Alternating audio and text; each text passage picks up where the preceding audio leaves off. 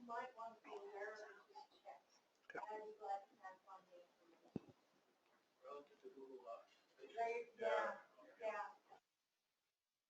Somebody who says, I've got a document here for you, click on this button. And they get access to everything, your contacts, they get access to a whole bunch of things. So it's just something to be aware of when you're using it. Thanks. Well, let's talk about district grants. First, I've got a couple of items before we get into the slides that have come up here. One thing on Club Runner, what it's good at and what it's not good at. It is good at documenting your grant.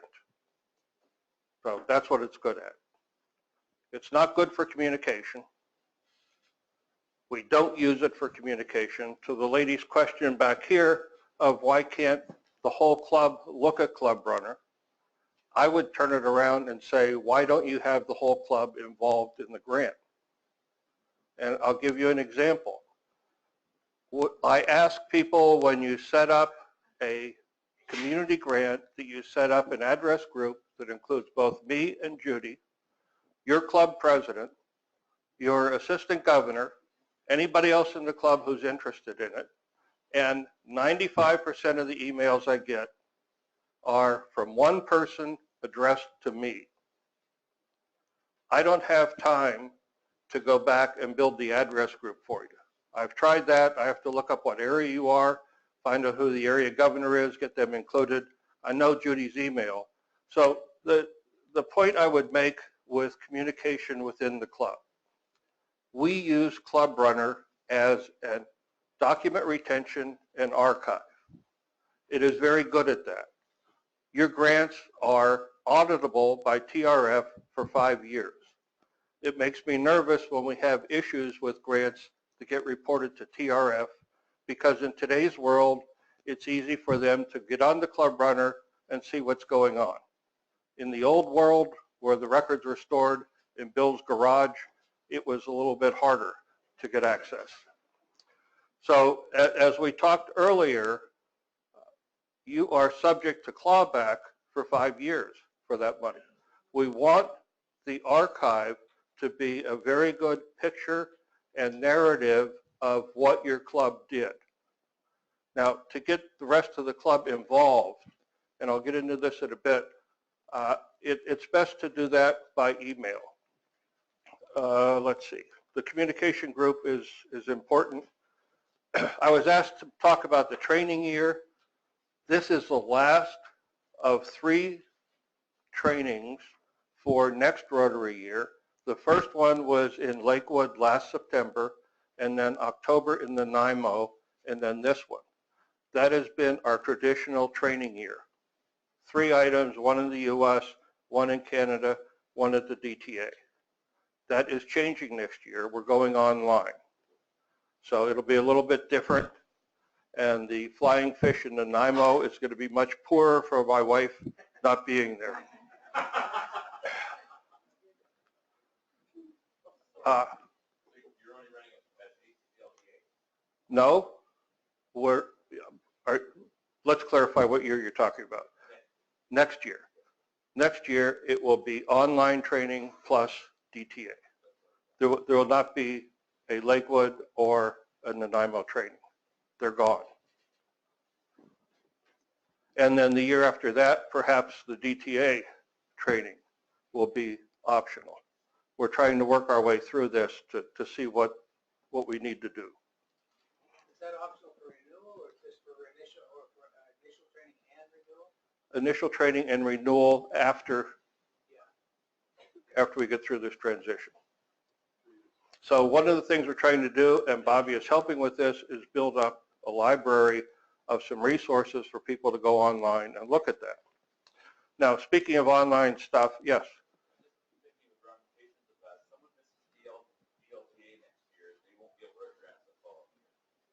That's a possibility.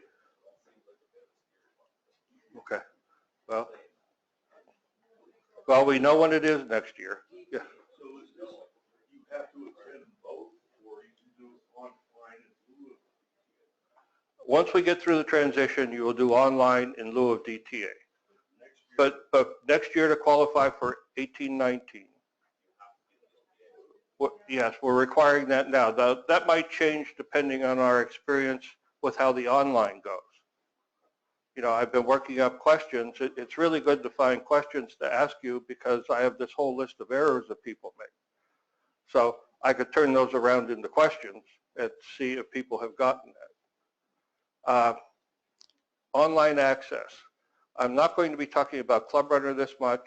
We used to have slides in here to show you go here, go there, and it didn't really help much. What I've been building are little 5-minute YouTube things. If you go to YouTube and go to District 5020 grants, I've got 3 of them there now, and I'm intending to build out 3 more. So there's something like a 5-minute one. How do you put in initial grant application? Funding cycle.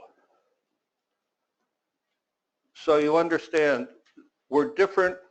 We, the community grants, are different from the global grants. The global grants are dealing with DDF up here, district designated funds that are held at the foundation. That money is there and it keeps getting carried forward till you spend it. What we have to spend in the community grants is money that comes in during this Rotary year. And the way we get that money is we build a spending plan for the money. We have a 20% contingency we could put in there. So we need 80% applications, if you would, of you saying you're going to do this. That goes into the spending plan. Part of our spending plan is $15,000 for a district ambassadorial scholar. Rotary did away with those. The district has decided to keep the ambassadorial scholar. So there's $15,000. If they get it, Dick writes the check locally. If what our scholarship committee, what John tries to do, is to get them qualified for a global grant, which would be $30,000. And the good part for me is the $15,000 from the district comes from the DDF up here, and I have $15,000 more to do for grants down here. So we have the initial cycle of the applications coming in. We have the possibility that we have money released by the ambassadorial scholar. And then what I started this year is questioning people in December as to whether they're going to be able to complete the grant, because last year we returned $28,000. It went back to DDF, but we did not get to spend it locally because people were hoping they could get it done. And believe it or not, Judy and I have 2 community grant applications that still have not been approved for this year. They say they're going to be able to do it. So I think that's $35,000 that's going back to DDF. Appropriate receipts. Some of the things we learned, there are appropriate receipts, and then there are ones that I no longer consider appropriate. So if you type up on your computer, I received $2,000 to ship a container to, and have it signed by somebody, I think there's more paperwork involved in shipping a container overseas than you typing something up. So I would question that. The question came up about changes in scope of the project, and we've been through that. I guess a good example is SQUIM. Anybody here from SQUIM with the Boys and Girls Club? Yeah. The initial thing, they went in and they had their little dream list of what they wanted to do. Then they brought in a restaurant equipment person and said, you're nuts to get rid of this. You know, these things are valuable on the secondary market. You ought to do this and this. So we wrote up a change in scope in that, got that approved, and moved on with that. One thing else you'll see compared to community or district grants is a lot of our stuff does not necessarily fit into the cubby holes of the details of the 6 areas of focus. So what we use is this definition of humanitarian over on the board behind Sally, and that's also on the website. So with that, let me get working with this. Quickly, clubs must be qualified annually. We've talked about that. The reimbursement is up to $3,500. The club funds it initially up front. That's why you don't need a separate bank account for it, because you're dealing with your own club internal accounting.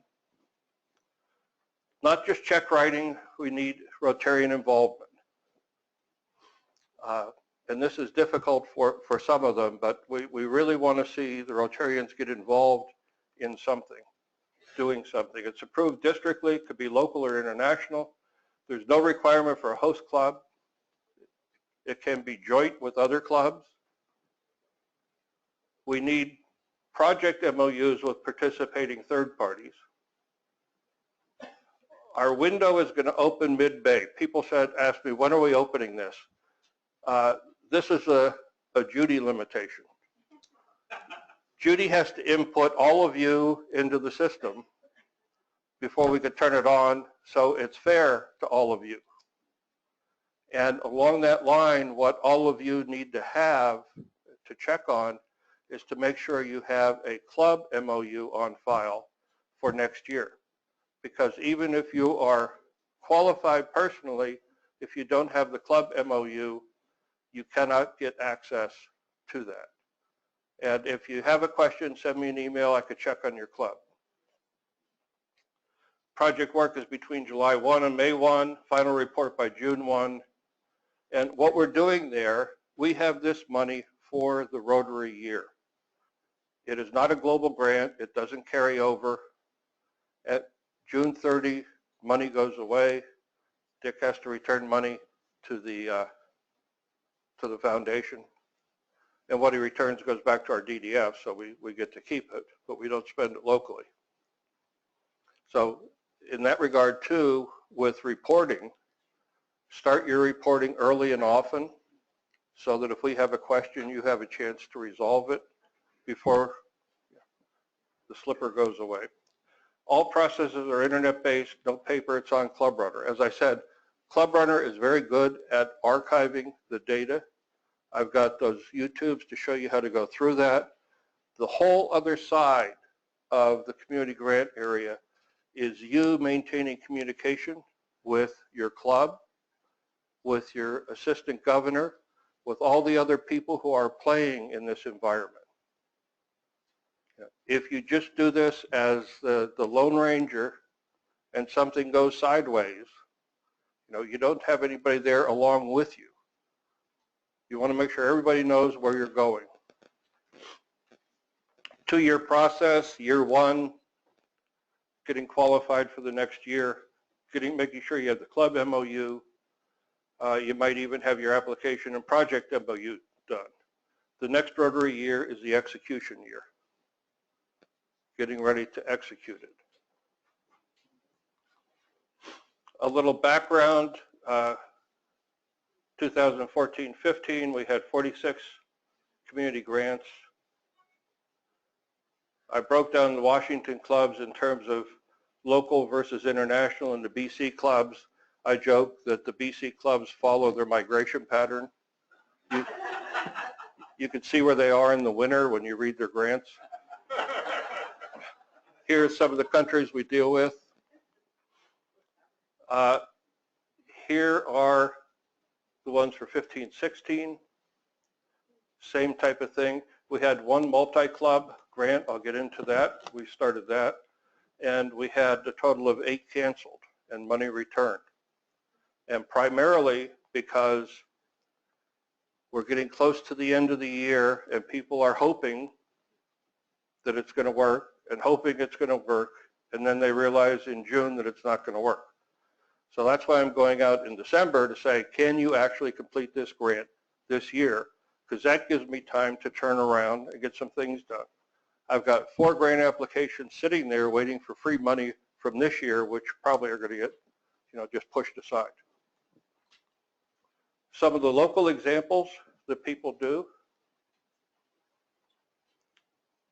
Can you read that, or should I read some of the? So local things, international. The Rachel, remember I had that turned on back there. If you weren't here in the beginning, what Rachel is remote area community health and education something. But It's sitting there on your smartphone. You can pull it up. It's a Wi-Fi signal. They do these in schools. There's K-12 textbooks in there, both in Spanish and English, Wikipedia, Khan Academy, a bunch of other stuff. Some issues in communication. I said Club Runner is not very good at communication. So when you put in an initial grant, you will get one email from Club Runner that says your grant has been received. From then on, we'll be communicating via email. And this is where I ask you to build an address group. It's much easier for me because I've got 40-some grants now that are trying to close out. And when we turn it on, I'll have about 40-some grants that will be communicating with me. And when you send me an email that says, "Hi, Bob, what's the status of my grant?" without giving me just your name, no grant number, no year, it's hard for me to sort that out. So use your grant number in the subject line and then create an address group so that we could communicate with everybody. The AGs want to help you, but if they're not involved until something went sideways, they don't have the background. Some transparencies. If we took a poll, pardon me? Assistant governor. For your local area. Area governor. If we took a poll in here, half the people would say there is no possibility you could have a conflict of interest in Rotary, and the other half would say, "You're kidding me." So we've had cases like this, and the problem with it is it sends a bad message both to people in the club and to the community. We had a situation where the president and the president-elect, and these are the two people who signed the MOU, were employees of the beneficiary for the grant. And half of the people would say, "No big deal." The other half would say, "Conflict of interest." But the problem I see with that is, what does it say to the community? It says, if you want to get money from Rotary, what do you have to do? So sort that out. We've got a case now. Sally will mention it. But our president-elect had to drop out. So the president nominee is coming in next year as a president. So we're having the president and the secretary sign. We just want to have a chain of contact in the club so we have someone to go to. It's always interesting to me, particularly in December when I send out emails and I include the president in it about what's the status of your grant, and I get an email back that says, "What grant?"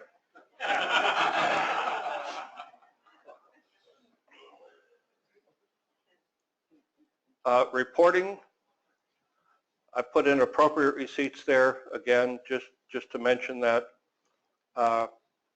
And photos. So in the Documents tab, and I'll make up a YouTube on this and show you some that have been very successful. We want to have proof of life photos. If you said the computers got to this school, it would be nice to see the students with the computer, just to verify that that happened.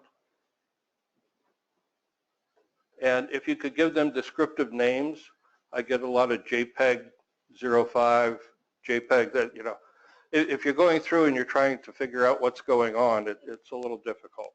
So the receipts, I have a prop here. You could go to Dollar Tree and get a receipt book for $1. And if you're out at someplace where you can't get a receipt, have them write them up, put their ID number on it or something, have them sign it, just so you have some chain to prove that something happened.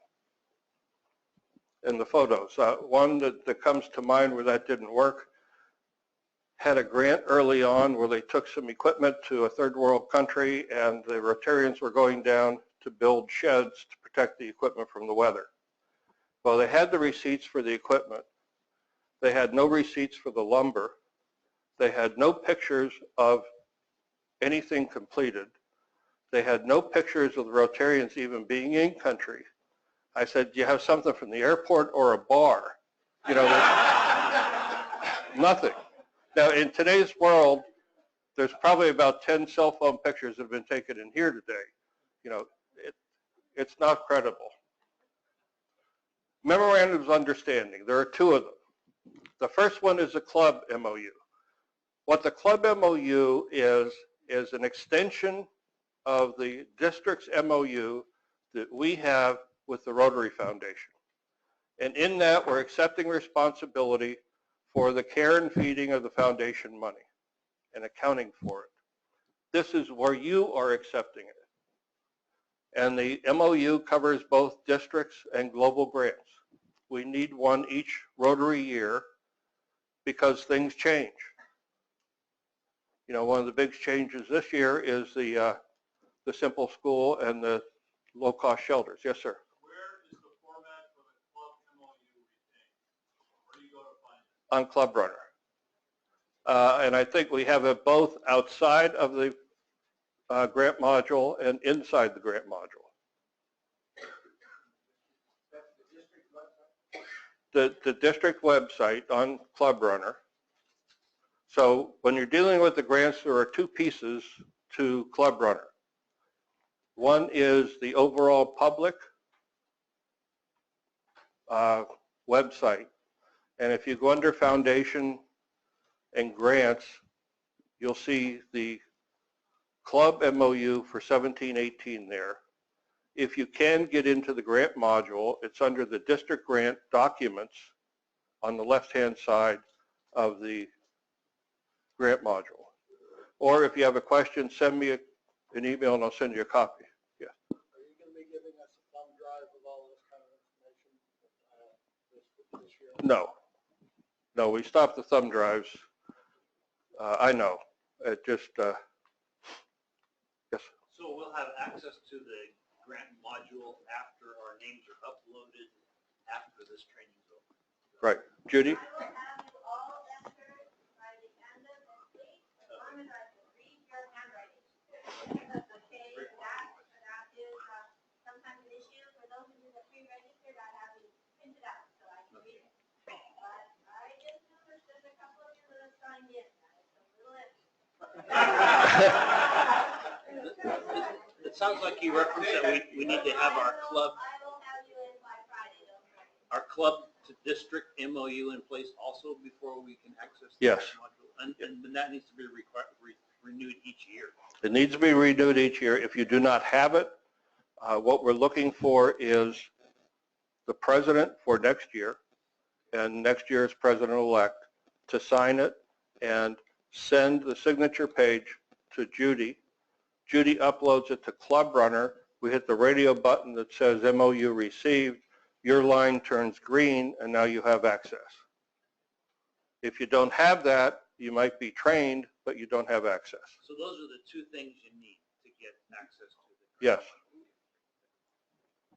Now, the second MOU is the project MOU, and this is between the club and the project beneficiary, any other Rotary clubs that you have playing in this, any supporting organizations, or any NGOs.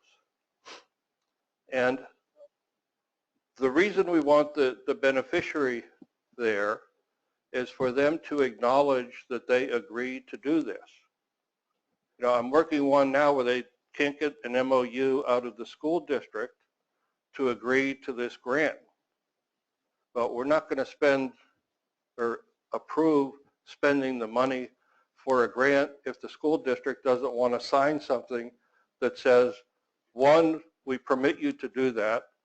Second, we realize that your responsibility ends once the project is done. And third, we assume the responsibility to maintain it. So if they can't sign that, you know, we're kind of stuck in square one. So they're the two MOUs. Now, where is the project MOU located? The project MOU is in the Word document that is a template for the application. So there's 5 or 6 questions, I can't remember, that you have to answer in the application. And again, going back to club communication, one of the reasons that Word document is there is because your beneficiary does not have access to Club Runner. Your cooperating organizations or other Rotary clubs don't have access to it. So now you have a document that you could work back and forth and refine what your application is and your budget, and it also has attached to it at the end of it the project MOU. And that's located both outside the grant module and inside the grant module. Yes. Is this only for, is this district grants as well as? This club, no, this club memorandum is only for district community grants. I'm sorry, the project MOU, project. The club MOU is for both. I know. Okay. So if you have a beneficiary that are girls in school, how do you get them to sign? I mean, is that a requirement? Well, is there an organization that represents them? Are you doing this through the school? Rotary Club. Yeah. Through this. Yeah. Well, so we just want acknowledgement that, one, they agree to it. Secondly, they agree that we're not responsible after we complete it. And third, they'll maintain it. The number one reason given worldwide for failed Rotary projects, when you go to the beneficiary and say, why is this broken? Their answer is Rotary never came back to fix it. So we want them to assume responsibility of this. Any other? Yes, sir. Well, I just want to clear that up, because sometimes the project beneficiaries are, you know, hundreds of people. Yeah. And there's no organization that kind of represents them. So what do you do with that? I'll let Sally talk to that when she does the literacy one, because she had that same case. Rotary has an organization, the Rotary Community Corps, and this is designed specifically for villages. And that's what I've done in the past, have 9 Rotary Community Corps, and they have charters. And so they are the people I look to, so that would be something you could look at. Okay. And just to pick up the pace so I get Sally on, this is neither an entitlement nor a gift, because I've got a lot of grants that have come in that said, you know, we want to give our $3,500 to this organization over here because they're doing really well. So it's not something that you're entitled to. It's not a gift to you. It's something you apply for, and we go through the whole process. Have you ever had a project where it wasn't a grant, it was an investment, things worked out right with the return? How would that be handled? I'm sorry, a grant? It was an investment where the goal was to improve the life of people, but it wasn't a grant where the money just went away. Theoretically, the money could come back. Let's say it was like a microfinance. Okay, back to the people. Back to Rotary, back to the club. Sure. We haven't done any microfinancing in the community grants. Most of those that I've seen are in the global grants. And I don't, do you bring that up? I'm going to have to check, see if we even have procedures for that. Some things that we've seen in the past that are prohibited, we don't pay for transportation for people into the country. Inter-country transportation we can pay for if it fits, but if you're going to Laos to do something, we're not buying your plane ticket. We're not paying for food or lodging for participants or volunteers, or operating expenses of another organization. There's the definition of humanitarian. It has to be completed within the timelines, and it must involve some Rotarian participation. Identify your partners. I'll defer to Sally on that because she has a good case on that. The budget's in US dollars. The grant software allows you to input amounts in a country currency and it will convert it. It's easier to just use US dollars. Maximum reimbursement is $3,500 US dollars. For the Canadians here, when you get your approval letter for a community grant, it shows the conversion, currency conversion from the Rotary International website for that month. Only Rotary funds are eligible for matching. So if you have someone come in, the Boys and Girls Club wants to throw in $3,000, that's fine. We don't match it. We only match Rotary money. Multiple club program that we did, this was in the Bremerton area. They did 3 food banks. There were 5 clubs participating. Only 1 club needed to be trained. The other clubs participated. They threw money in and they did things. They did publicity. They did some of the manual labor. But we could do that, and that allows you to get up to $10,500, assuming you have at least 3 clubs involved. I'll let Sally talk about the pilot summer program because she has one of those. If you're looking for ideas on My Rotary, this is not Club Runner. There's Rotary Showcase and Rotary Ideas. You can look for ideas, or you could just tell the world about what you did. That's on the YouTube. That's on YouTube. Individual project report. We're looking for club Rotarians doing something, some work.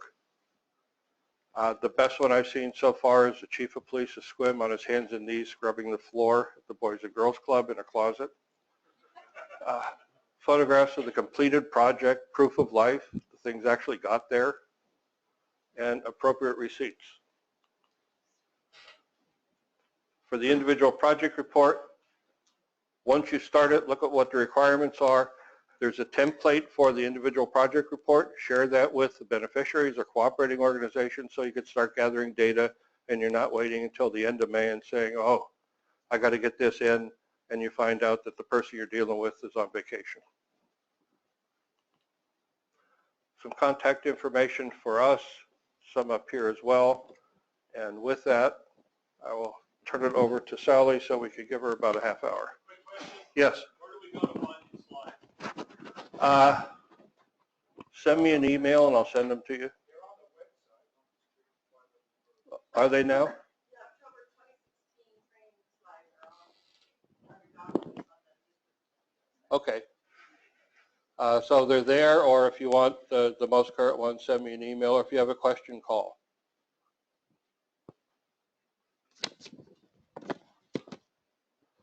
Can we get a copy of the power? Yeah. Okay. I remember the question. Sally.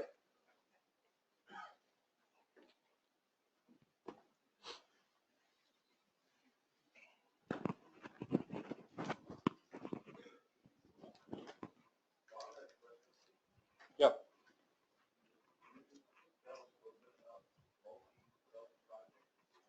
Go. Go ahead while I get this on here. I'll catch you on a break, okay? No, that's okay. I'll catch you on a break. Okay. Okay. You wired together? I'm wired. Okay.